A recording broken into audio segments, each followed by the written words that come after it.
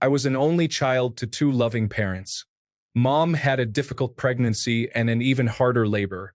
It was so bad that the doctor advised that they never try again. Because he didn't want his wife to die, Dad got a vasectomy that was successful. I was sad that I didn't have any siblings, but I had a happy childhood until I was a young adult.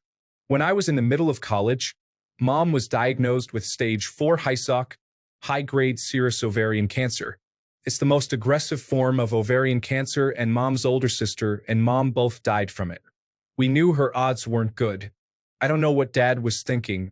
I really don't. But he started an affair with his coworker, a woman just a few years older than me. Coworker started integrating herself into my and Mom's life. She'd go shopping for us, keep the house in order, help me with homework, and even sit with Mom when Mom was going through chemo and Dad and I weren't there. And no, I had no clue at all. I just thought it was coworker being kind to a family going through hard times. Mom fought. She fought hard. But the odds just weren't in her favor. One day, I was visiting her in hospice and we were playing chutes and ladders. Mom got real quiet and then she told me, "You do know your dad isn't planning to reverse his vasectomy, right?" I was surprised, wondering what she was talking about. "Yeah, I know," I said. "Why?" Mom just looked at me and said, "I think you'd best keep it in mind." We continued playing, and when I left for the night, I kissed her and she said, "You'll be fine on your own." She died that night. I believe she knew she was going to die that night and didn't want to scare me. Once again, coworker was right by our side. She helped us plan the funeral, brought us food, helped out around the house, and slowly started moving her things in. It was like putting a frog in a pot of water and having the temperature raised. It was slow. It was gradual. A year or so later, she had completely moved herself in and was part of our lives. I don't remember what made me suspicious enough to start digging, but start digging I did. I learned the affair began shortly after Mom's diagnosis. I was sickened, furious, and saddened. I took out my cell, ready to confront Dad and coworker with the knowledge. But something else struck me. See, during one of her visits, coworker mentioned to Mom and me that she wished to have children with her fiancé. Mom knew that the affair was going on, and she trusted me to spill the beans. But I wanted to twist the knife further. As a result, I decided to play the long game.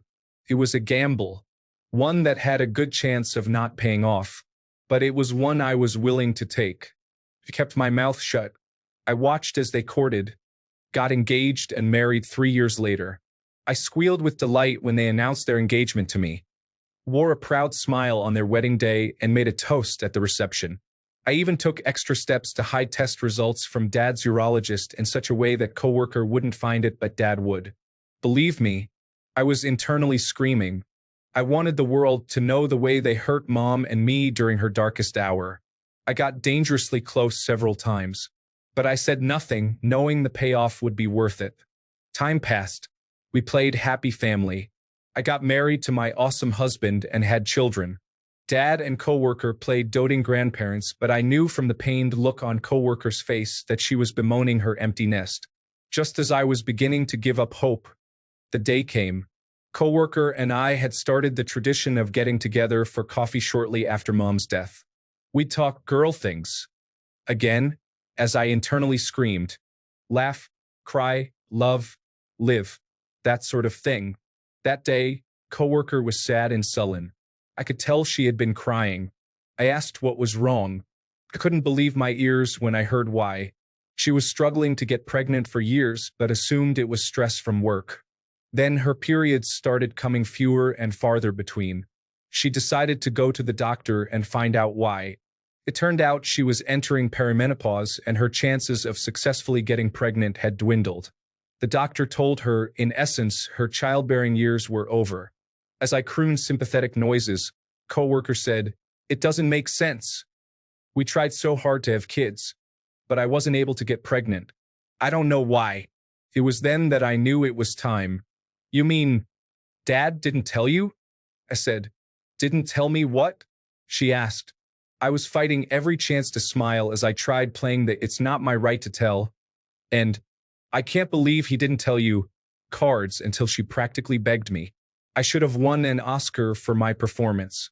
I told her about the vasectomy and that Dad had no intention of reversing it.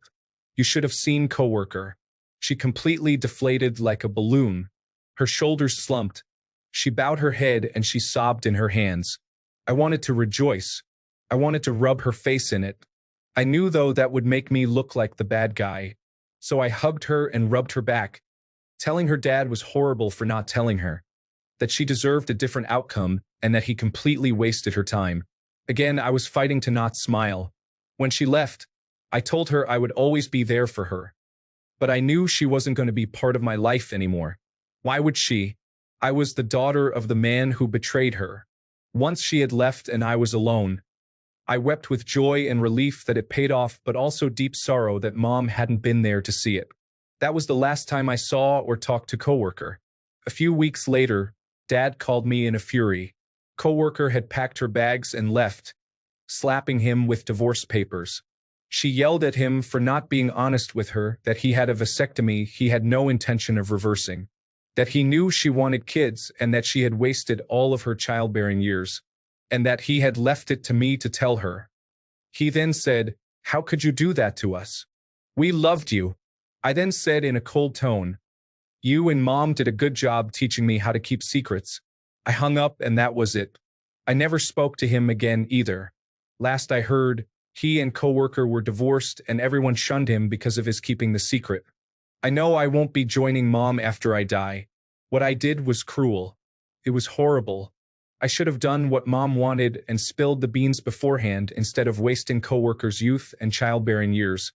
Even if she could adopt, she'd probably die before her children were fully grown. Although, it's hard to have compassion and mercy for a woman who integrated herself into my dying mom's life as she was screwing Mom's husband. Wait, how did your friend die? How old was she?